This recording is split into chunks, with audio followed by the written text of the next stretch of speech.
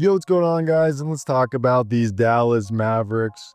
With Kyrie more than likely going to miss most of the season, if not all of it, I want to hear your comments. What should the Mavericks do? Should it be a gap year, or should they try to find, I guess, a replacement point guard that either could eventually coexist with Kyrie or be Kyrie's replacement?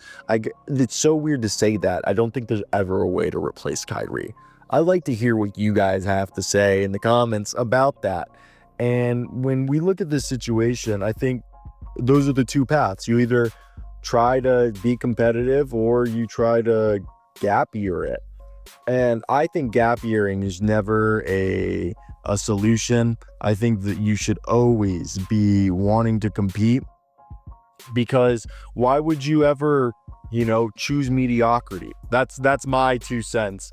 So let's just get right into it and talk about what they'll do. Like, comment, subscribe for more content like this as we cover the entire NBA, and go ahead and go check out my work for USA Today Sports, hoopshype.com, as I do multimedia journalism and scouting for them. Now, number one option, which I think they would like to do, especially after trading Luka Dončić, stay competitive. And even if Kyrie comes back, act like, or even if he doesn't come back, act like he's going to be able to return for the playoffs, and this is going to be a competitive roster. So stay playoff relevant. Regardless, Kyrie recovers in time from ACL surgery or not, I think by doing that, you're able to keep the fans engaged, have a winning product, and, it's just better for the franchise.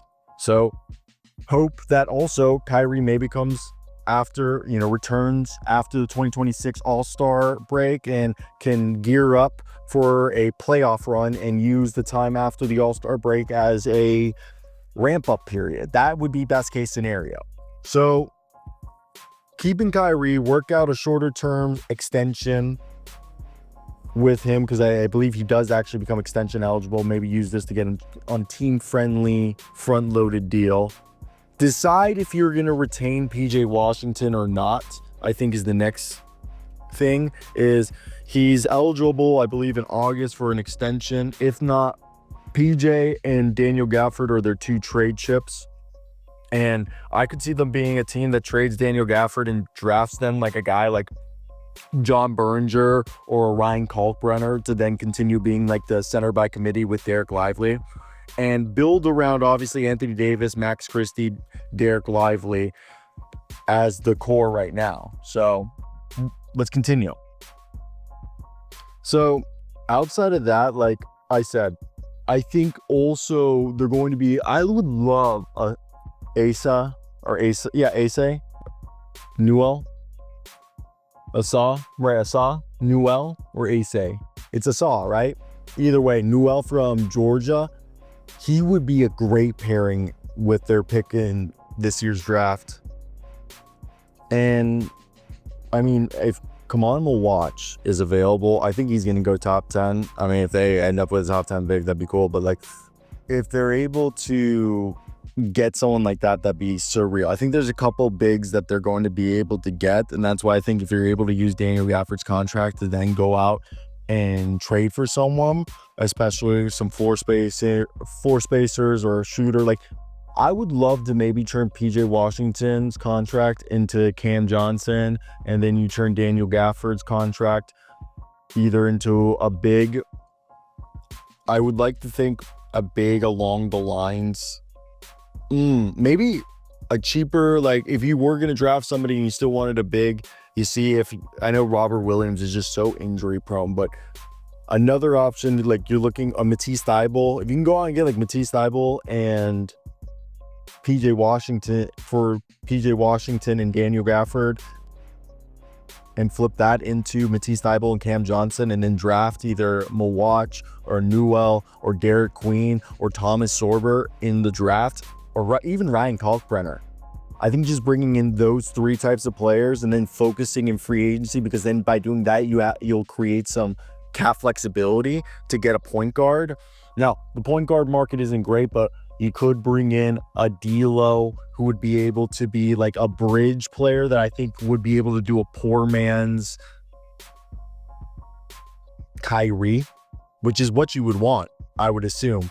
And other, like, obviously, if they can recreate a Najee Marshall signing, which I think Najee Marshall was, you know, a cheap, durable veteran who will survive injuries, is somebody. And I think bringing back Dinwiddie would be good. Bringing back Dante Exum would be good on minimum contracts.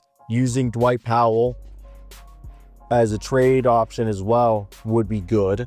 And this is a team that wants to operate near the first apron but avoid triggering the second apron, which would kill flexibility.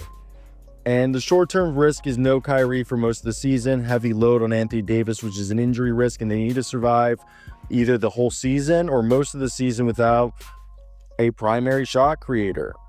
Why choose this path? It protects team chemistry. It maximizes the chance for a late push if Kyrie comes back with Davis, or even just a good season to build upon.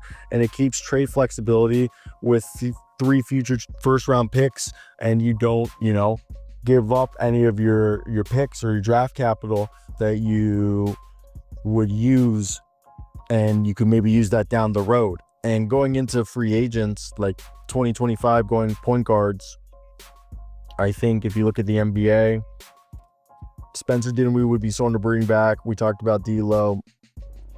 Outside of that, man, it gets a little difficult because I don't think they would go after Fred VanVleet. Trade and Tyus Jones are 2 other options. Chris Paul's another option. Dennis Schroeder, like small options like that. And finally, what's the next one? The gap year. Stay somewhat competitive, but prioritize cap flexibility and future star hunting. You don't extend Kyrie, and you wait to test him in free agency, and you just say, hey, we'd rather negotiate like that.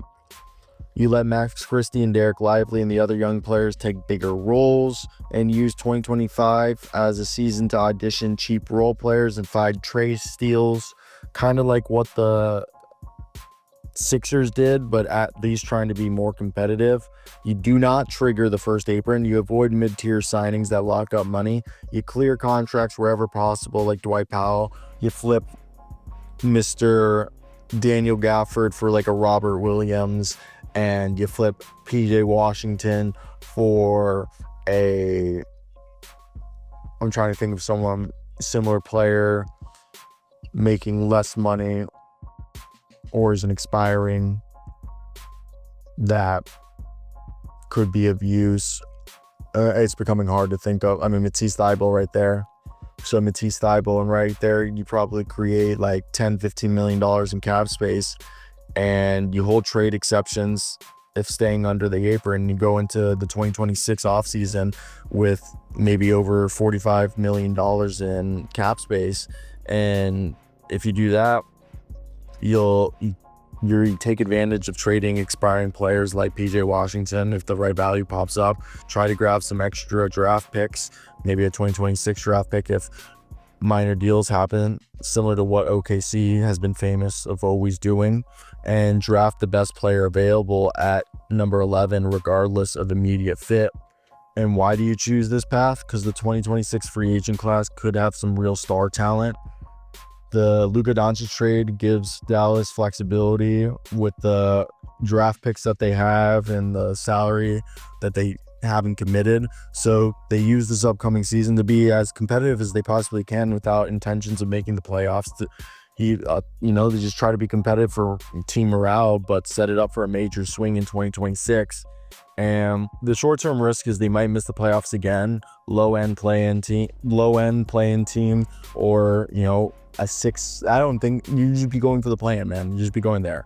This could frustrate Anthony Davis if the gap year becomes too tanky and you're just wasting a year of his career. And with the ticket sales and the fan base morale already having dropped, this was probably can push them over the edge. So right there, yeah, it's not an easy solution. It's not one that I would say it's what's the phrasing? Not diamonds to diamonds, but dots to dots. I don't know.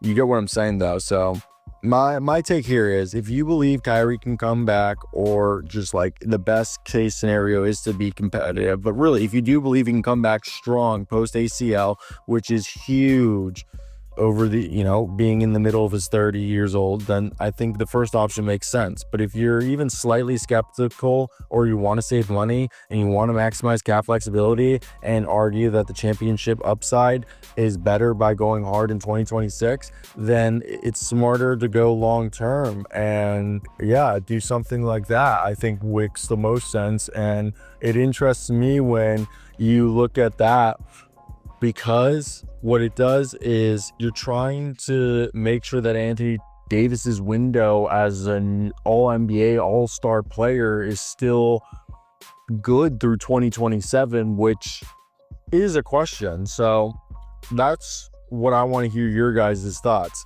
If the Dallas Mavericks entered this offseason believing that there isn't a reason to do it, this is the whole thing. Look, the Dallas Mavericks entered this year at crossroads after the turbulent season filled with injuries, the blockbuster trade sending Luka to Los Angeles, an early play-in exit with Kyrie recovering from ACL surgery and Anthony Davis as the new franchise cornerstone. The Mavericks must choose between two distinct paths, and that's to stay competitive next season and hope for a late year surge once or if Kyrie comes back, or take the gap year approach, focus on internal growth, development, protect future cap space, and set up for a legit title run in 2026 to 27 and beyond.